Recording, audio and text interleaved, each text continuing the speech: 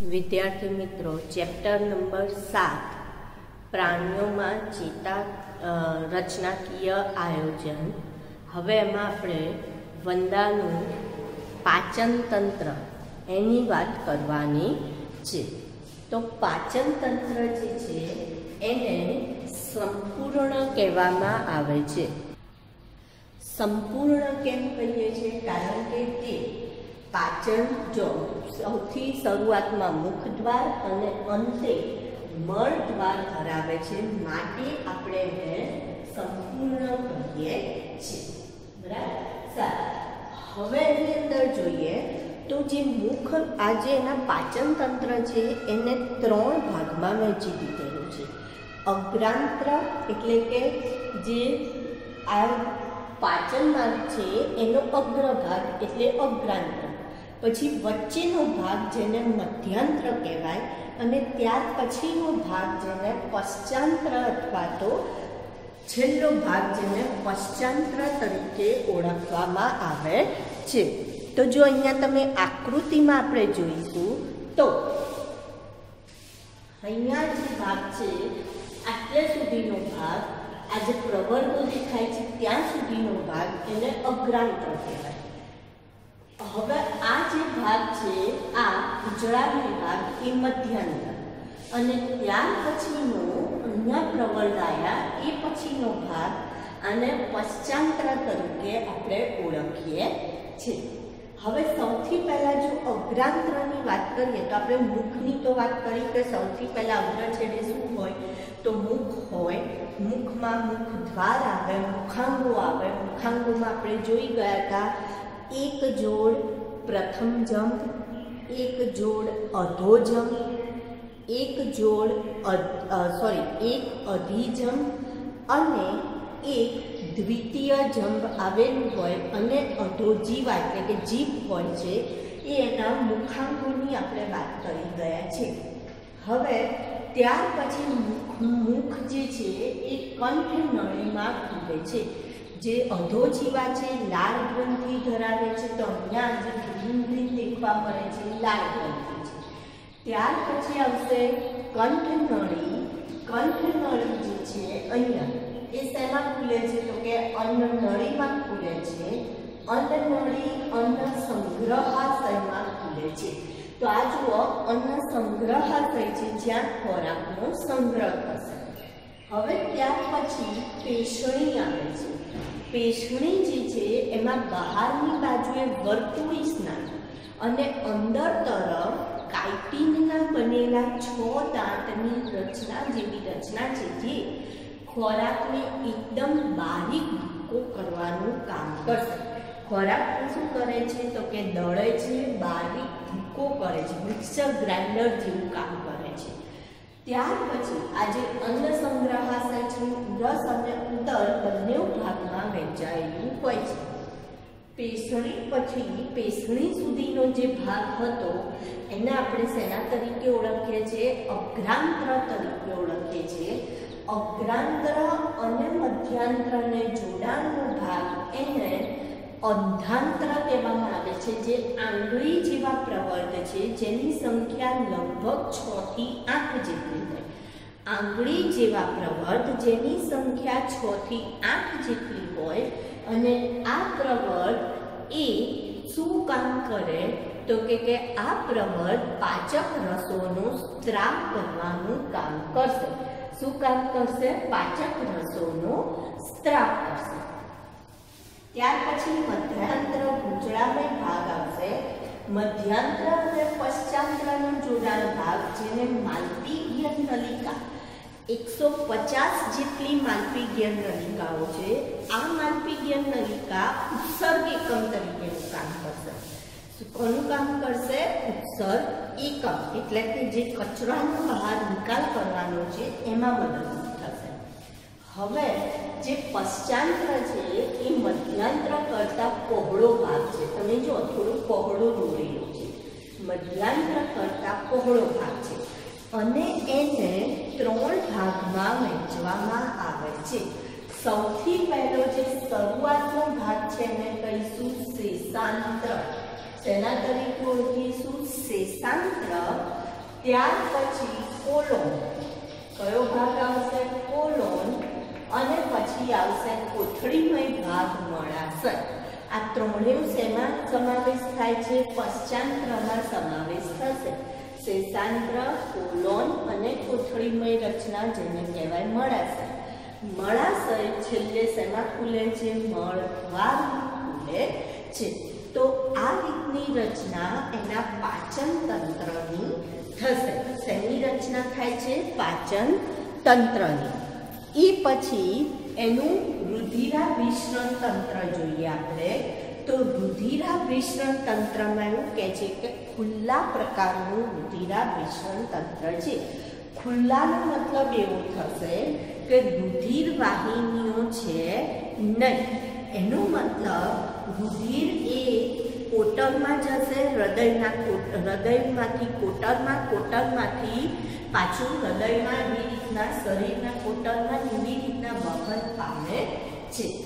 રુધિર જે છે, હવે એનું જે રુધિરાભિસરણ તંત્ર છે એ રુધિર અને હૃદયનું બનેલું છે. શેનું બનેલું છે? રુધિર અને હૃદયનું બનેલું છે.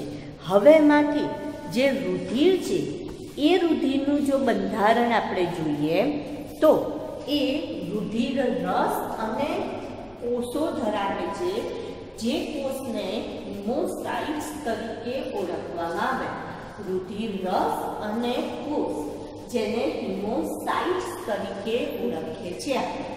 હવે આ જે રુધિર રસ છે રંગવિહીન છે, જેને પ્લાઝમા તરીકે ઓળખીએ છીએ. શેના તરીકે ઓળખીએ છીએ આપણે? પ્લાઝમા. હિમોસાઇટ્સ છે એમાં નાના કદના કોષ, એને પ્રશ્વેત કોષ કહેવાય. પ્રશ્વેત કોષ. અને જે મોટા કદના છે એને શેના તરીકે ઓળખીશું? ભક્ષક કોષ તરીકે ઓળખીએ છીએ. ભક્ષક કોષ તરીકે. હવે જો તેનો મતલબ અહીંયા રક્તકણ આવેલા નથી, હિમોગ્લોબિન આવેલું નથી, બરાબર. હૃદયની વાત કરીએ તો કેટલા ખંડનું હૃદય છે? તો કે 13 ખંડનું હૃદય બનેલું છે. કેટલા ખંડ? 13 ખંડ. મનુષ્યનું હૃદય ચતુષ્ખંડી, 4 ખંડનું છે. વંદાનું હૃદય કેટલા ખંડનું બનેલું છે? તો કે 13 ખંડનું બનેલું હોય છે, બરાબર. હવે હૃદયની રચનામાં આગળનો છેડો જે સાંકડો હોય અને પાછળનો છેડો કેવો હોય છે? તો કે પહોળો હોય છે. નલિકામય હૃદય હોય. આપણા જેવી રચના નથી, નલિકામય હૃદય છે અને એમાં આગળનો છેડો સાંકડો અને પાછળનો છેડો કેવો છે? તો કે પહોળો હોય છે. જ્યાં જે પહોળો ભાગ છે જ્યાં વાલ્વયુક્ત મુખિકા આવેલી હોય છે.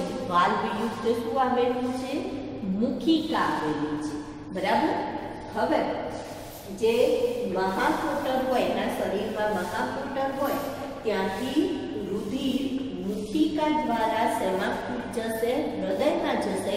અને હૃદયમાંથી બધા અંગોમાં થઈ ફરી પાછું મહાકોટર, મહાકોટરમાંથી મુખિકા દ્વારા ફરી પાછું હૃદયમાં આવે છે. માટે એને આપણે કેવા પ્રકારનું કહીએ છીએ? ખુલ્લા પ્રકારનું કહીએ છીએ. તો આ મુખિકા જે છે એ મહાકોટર અને હૃદય એને જોડવાનું કામ કરશે. રુધિરનું વહન કઈ રીતના થાય? તો વંદામાં હંમેશા રુધિરનું વહન પશ્ચથી અગ્ર તરફ, એટલે નીચેથી ઉપર તરફ થાય છે. હંમેશા પશ્ચથી કઈ તરફ થશે? અગ્ર તરફ વહન થશે. તો પાચન તંત્ર, રુધિરાભિસરણ તંત્રની આપણે વાત કરી.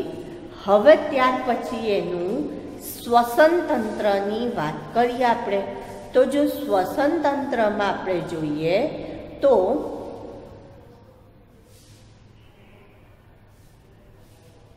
શ્વસન તંત્રમાં આપણને શ્વાસ નળી અને શ્વસન છિદ્ર જોવા મળશે. અહીંયા એનું શ્વસન તંત્ર દર્શાવેલું છે. તો શ્વાસ નળી અને આ જે બ્લુ કલરની, લાઇટ સ્કાય કલરની જોવા મળે છે એ શ્વાસ નલિકાઓ છે, બરાબર. શ્વાસ નળી છે.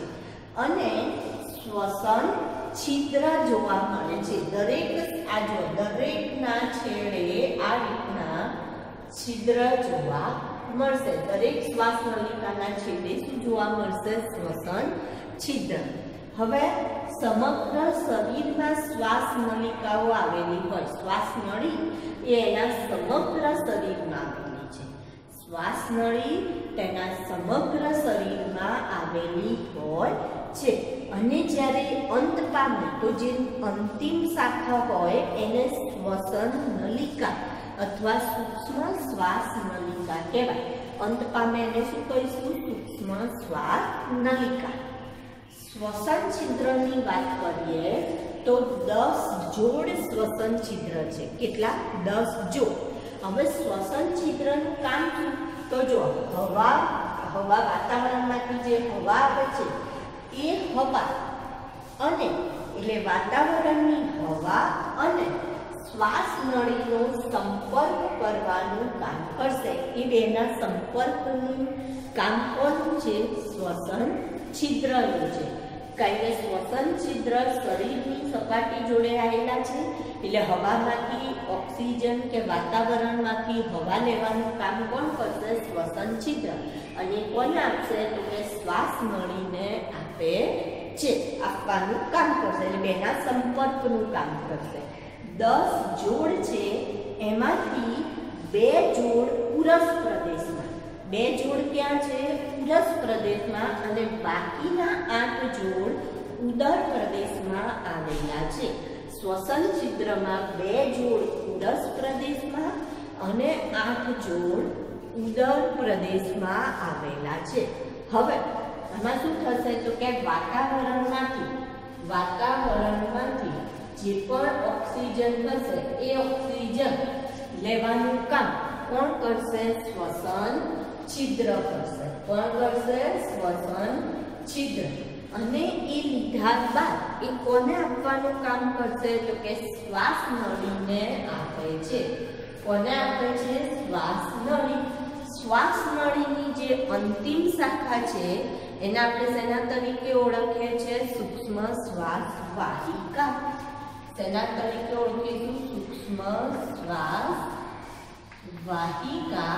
અને ત્યાંથી ક્યાં જશે? તો કે પેશીય જળમાં જાય છે, એટલે કે રુધિરમાં ભળી જાય છે। જે પણ ઓક્સિજન હતો એ રુધિરમાં ભળી જશે અને CO2 લઈને CO2 આ જ રીતના આવશે અને આ રીતના એ બહાર નીકળી જશે। પેશીય જળ અને CO2 આપશે, એ આને શ્વાસ નળીને આપશે, એ શ્વસન છિદ્રને આપશે અને વાતાવરણમાં CO2 બહાર નીકળી જાય છે। તો આ એનું કયું તંત્ર થયું? શ્વસન તંત્ર થયું। હવે જો આપણે વાત કરીએ તો ઉત્સર્જન તંત્રની વાત કરવાની છે કે વંદાનું ઉત્સર્જન તંત્ર। તો વંદાના ઉત્સર્જન તંત્રમાં ઉત્સર્જન અંગ છે માલ્પીગિયન નલિકા। કઈ છે? માલ્પીગિયન નલિકા। આપણે જ્યારે પાચન તંત્ર જોયું ત્યારે કહ્યું હતું કે માલ્પીગિયન નલિકાનું સ્થાન ક્યાં આવે?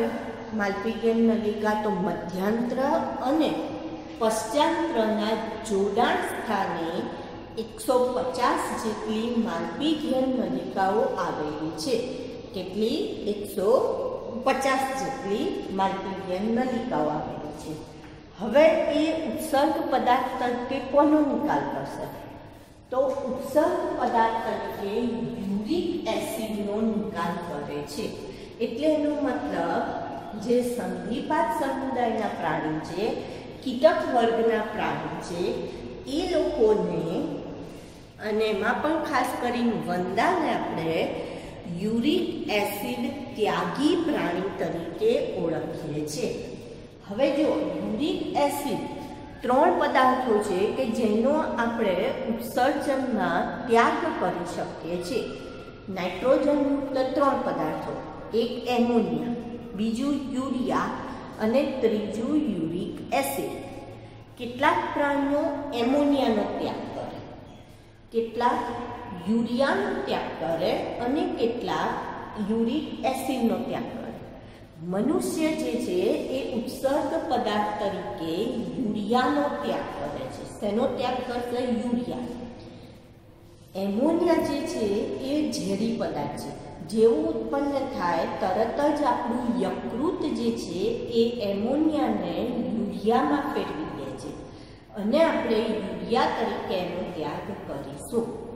એમોનિયા પાણીમાં દ્રાવ્ય બનાવી દે, યુરિયાને પણ પાણીમાં દ્રાવ્ય બનાવીને એનો આપણે શરીરની બહાર નિકાલ કરીએ છીએ, બરાબર, મૂત્ર સ્વરૂપે.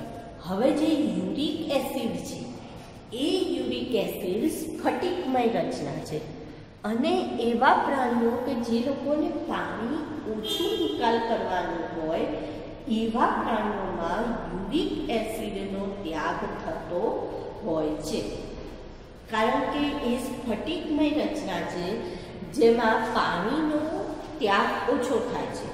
જેમ કે આપણે પક્ષીની વાત કરીએ તો પક્ષીઓ પણ વિહગ પણ, કારણ કે એમનામાં મૂત્રાશય હોતું નથી, એટલે કે મૂત્રનો સંગ્રહ નથી કરી શકતા. જો એવી કોથળી હોય અને મૂત્રનો સંગ્રહ કરે તો એમના શરીરનું વજન વધી જાય અને એ લોકો ઉડી ના શકે. તો એ લોકો સંગ્રહ નથી કરતા, માટે એ લોકોનામાં પાણી એટલું હોતું જ નથી. તો જે ઉત્સર્ગ પદાર્થ છે પાણી સાથે નિકાલ નથી પામતા, પાણી વિના નિકાલ પામે છે, એટલે કે મળ સાથે નિકાલ પામે છે, જેને આપણે યુરિક એસિડ ત્યાગી તરીકે ઓળખીએ છીએ. તો અહીંયા કીટક વર્ગના પ્રાણીઓને પણ આપણે યુરિક એસિડ ત્યાગી કહીએ છીએ. એની જે માલ્પીડિયન નલિકા છે એના કોષો કેવા છે? તો કે ગ્રંથિમય કોષો હોય છે અને પક્ષમલ કોષ હોય છે. પક્ષમલ છે, ગ્રંથિમય છે અને પક્ષમલ ધરાવે છે. તો આવા કોષો એ શું કામ કરે? તો કે નાઇટ્રોજનયુક્ત નકામા દ્રવ્યો હોય એ આખા શરીરમાંથી શોષી લે. નાઇટ્રોજનયુક્ત નકામા દ્રવ્યોને આખા શરીરમાંથી શોષી લે. હવે જેનો પહેલો છેડો હોય એ કોહળો હોય, જેને નિવાક કહેવાય, ત્યાંથી આ જે પક્ષમલ કોષો છે, પક્ષમાં છે, એ એને આગળ ધક્કો મારે અને એને આ જે નાઇટ્રોજનયુક્ત નકામા દ્રવ્યો હતા એનું શોષણ કરીને એને શેમાં ફેરવી દે છે? યુરિક એસિડમાં ફેરવે છે. શેમાં ફેરવશે? યુરિક એસિડમાં. અને એનો પશ્ચાંત્ર દ્વારા નિકાલ થશે.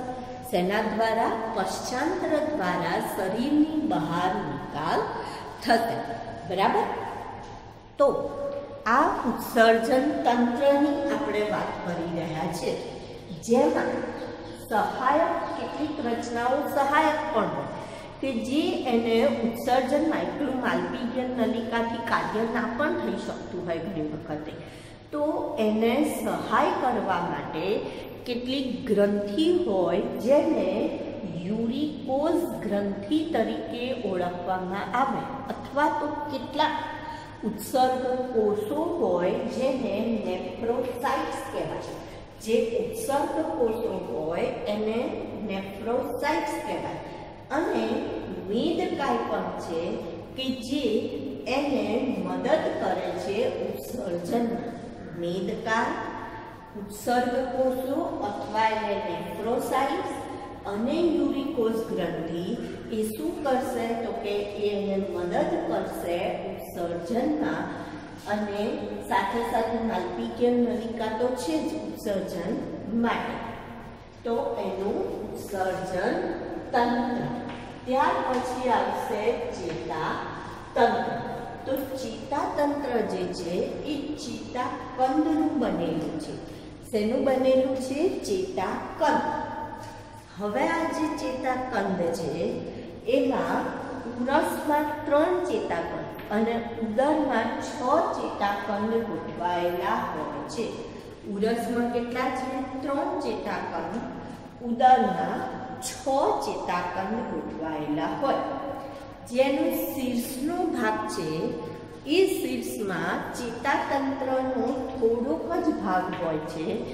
એટલે શીર્ષ પ્રદેશમાં ચેતાતંત્રનો થોડોક જ ભાગ હોવાથી, કારણ કે જો શીર્ષમાં મગજ આવેલું છે, મગજ કયા ભાગમાં આવેલું છે? શીર્ષ પ્રદેશમાં. તો શીર્ષમાં ચેતાતંત્રનો થોડોક જ ભાગ હોવાથી જો શીર્ષ કાઢી એનું શીર્ષ દૂર કરીએ તો પણ વંદો 1 વીક સુધી જીવિત રહી શકે છે. શીર્ષ પ્રદેશ દૂર કરીએ તો પણ વંદો 1 વીક સુધી જીવિત રહી શકે છે. હવે એનું જે મગજ છે એને આપણે શેના તરીકે ઓળખીએ છીએ તો કે ઉપરી અન્નનાળીય ચેતાકણ. શેના તરીકે ઓળખાય? ઉપરી અન્નનાળીય ચેતાકણ. ઉપરી એટલે ઉપર તરફ, અન્નનાળી એટલે અન્નનળીની ઉપરની બાજુએ. ચેતાકણ આમ જે રચના બનાવે છે જેને આપણે યોજી તરીકે પણ ઓળખીએ તો ઉપરી અન્નનાળીય ચેતાકણ તરીકે ઓળખાય અને તે સ્પર્શ તથા સંયુક્ત આંખનું ચેતાકરણ કરે. સ્પર્શ અને સંયુક્ત આંખનું ચેતાકરણ પણ કરે છે. ઉપરી અન્નનાળીય ચેતાકણ કરે છે. હવે આજે આપણે કહું છું કે સંયુક્ત આંખ જે મોઝેઇક ચિત્ર રચે છે. કેવું ચિત્ર રચે છે? મોઝેઇક. મોઝેઇકનું મતલબ કેવું થાય? મોઝેઇક ચિત્ર તો એનો મતલબ એવો થયો ઉપસેલું ચિત્ર રચે છે અને બંને આંખો જુદું જુદું ચિત્ર એક સાથે રચી શકે છે. તો એનું કારણ શું છે? તો એનું કારણ એટલું જ છે કે એની આંખમાં 2000 જેટલી નેત્રિકાઓ, ષટ્કોણ આકારની નેત્રિકાઓ આવેલી છે.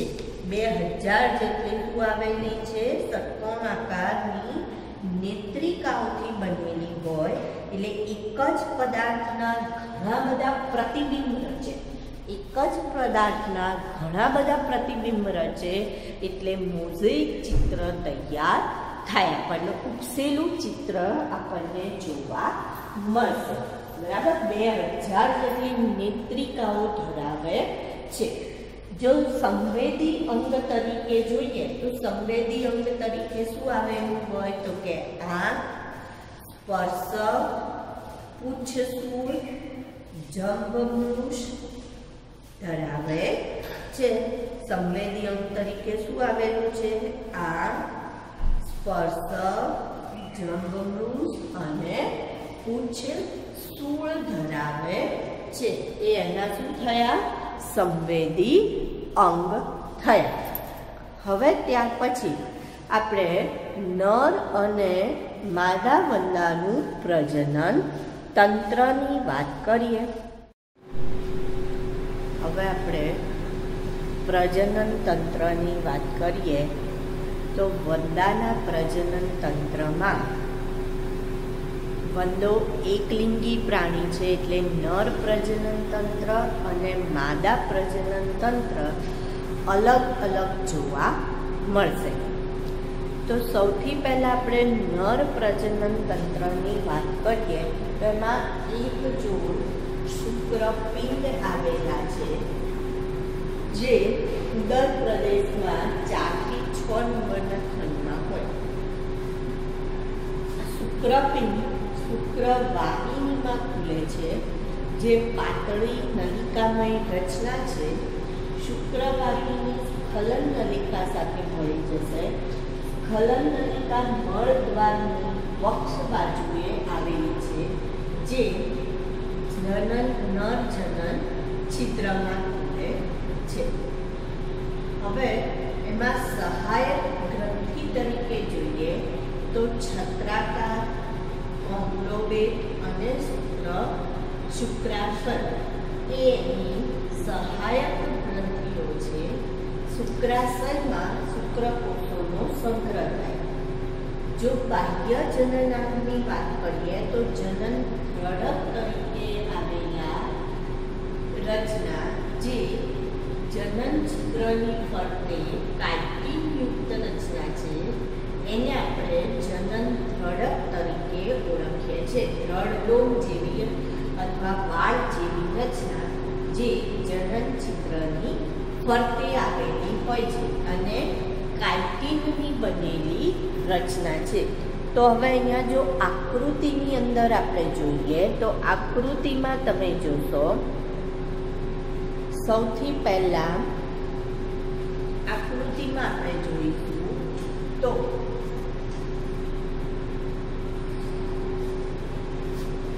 आ त्या पर आपणे देखाय छे शुक्रपिंड जोवा मळे छे। शुक्रपिंड मांथी शुक्र वाहिनी खलल नलिका।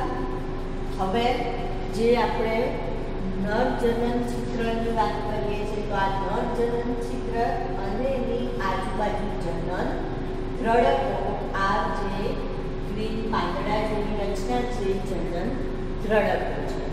સહાયક ગ્રંથિ जो आ नर બંધો છે એટલે આમાંના ઉચ્ચ કંટિકા એ બતાવેલી છે। આ કંટિકા એમાં જોવા મળશે। સહાયક ગ્રંથિમાં જોઈએ તો આ છત્રાકાર છે અને અહીંયા છે ઓમ્લોવેટ ગ્રંથિ। કઈ ઓમ્લોવેટ ગ્રંથિ એના સહાયક ગ્રંથિમાં આપણે છે। હવે જો मादा प्रजनन जो मादा प्रजनन तंत्रनी बात करिए आपणे तो मादा प्रजनन तंत्रमां आपणे सौथी पहेला जोईए तो आ अंडपिंड छे जे उदरमां छे उदर भागमां अने 2 થી 6 खंडनी अंदर जोवा मळशे अने जे अंडपिंड छे ए अंडपुटिकाओ आ रीतना अंडपुटिकाओ मणकानी जेम गोठवायेली 8 नलिकामय अंडपुटिकाना बनेला जोवा मळशे। કેટલા 8 अंडपुटिकाओना गोठवायेला नलिकामय अंडपुटिकाना बनेला अंडपिंड जोवा मळशे। 1 2 3 4 5 6 7 8 अंडपुटिकाओ नलिकामय गोठवाय अने आवी जे પાંદડા જેવી રચના કરે એવા અંડપિંડ ગોઠવાયેલા છે। હવે જે અંડપુટિકા છે અંડપુટિકા પણ પાછી શું છે તો કે જેમ આપણે પેલા અંડ કોષો જેમ અંડ શ્રેણીબદ્ધ અંડકોષો વિકસિત અંડકોષો આ રીતના ગોઠવાયેલા હોય અને એનાથી અંડપુટિકાની રચના થાય। तो जब આપણે મોતી પરોવીએ મણકા પરોવીએ કોઈ દોરીમાં એક દોરીની અંદર મણકા પરોવીએ આપણે અને એવી 8 દોરીઓ ભેગી કરી તો એ જે 8 દોરીવાળી રચના એટલે એને કહીશું અંડપિંડ। એક દોરીમાં મણકા એટલે કે એને આપણે શેના તરીકે ઓળખીએ અંડકોષ તરીકે ઓળખવામાં આવે। હવે બંને બાજુને અંડવાહિની ભેગી મળે એટલે શેની રચના કરશે તો કે યોની માર્ગની રચના કરે છે। બંને બાજુની અંડવાહિનીઓ ભેગી મળી યોની માર્ગ અથવા તો ગર્ભાશય પછીનો યોની માર્ગની રચના કરશે। સહાયક ગ્રંથિ તરીકે અહીંયા ગુંદર ગ્રંથિ આવેલી હોય છે। ગુંદર જેમાં ગુંદર એટલે શું થશે તો ચોંટી જવાનું છે। શુક્ર સંગ્રહાશય છે કે જ્યાં શુક્રકોષોનો સંગ્રહ થતો હોય છે। જનન કોથળી આવશે કે જેની અંદર અંડકોષોનો સંગ્રહ થશે। જનન કોથળી જેમાં કોનો સંગ્રહ થશે અંડકોષોનો સંગ્રહ થશે। હવે પ્રજનન ક્રિયા જોઈએ તો બે અંડા વચ્ચે જ્યારે મૈથુન ક્રિયા થાય નર અને માદા વચ્ચે મૈથુન ક્રિયા થાય ત્યારે જે માદા છે એ માદાના જનન કોથળીમાં અંડકોષો છે અને નરનો જે શુક્ર સંગ્રહાશય છે એમાં શુક્રકોષો છે। એ બે વચ્ચે ફલન થવાના કારણે અંડઘરનું નિર્માણ થશે। અહીંયા પણ અંડઘરનું નિર્માણ થાય છે। જે અંડઘર બને છે એ કેવા રંગનું હોય છે તો કે ઘેરા બદામી રંગનું અથવા કથ્થઈ રંગનું હોય છે। ઘેરા બદામી રંગનું અંડઘરનું નિર્માણ થશે। હવે 9 થી 10 જેટલા લગભગ અંડઘર બનતા હોય છે। કેટલા 9 થી 10 જેટલા। અને આ અંડઘરને એ શું કરશે તો કે એ અંડઘરની અંદર 14 થી 16 જેટલા ઈંડા, એક અંડઘરમાં 14 થી 16 જેટલા ઈંડા હોય. હવે આ વંદા શું કરશે કે આ અંડઘરનો ત્યાગ કરી દેશે અને ચોંટાડી દેશે. ક્યાં ચોંટાડશે? તો જે જગ્યાએ એને ખોરાક સરળતાથી મળી રહે, ભેજવાળું વાતાવરણ હોય એવી જગ્યાએ એ આ અંડઘરને ચોંટાડે છે. તો તમે જોયું હશે કે બ્રાઉન કલરનું ગોળ ગોળ એક ઈંડા જેવું ચોંટેલું હોય એ અંડઘર છે અને એની અંદર 14 થી 16 જેટલા ઈંડા હોય છે અને એમાંથી કીટ શિશુનો જન્મ થાય. આ કીટ શિશુ લગભગ 13 વખત નિર્મોચન કરે. નિર્મોચન એટલે પોતાની જે સ્કીન છે એનું રીડેવલપમેન્ટ કરશે, નિર્મોચન કરશે અને પુખ્ત પ્રાણીનો સ્વરૂપે વિકાસ પામશે. ત્યાર પછી જ એ પુખ્ત પ્રાણી તરીકે એમાંથી પોતાનો વિકાસ કરે છે.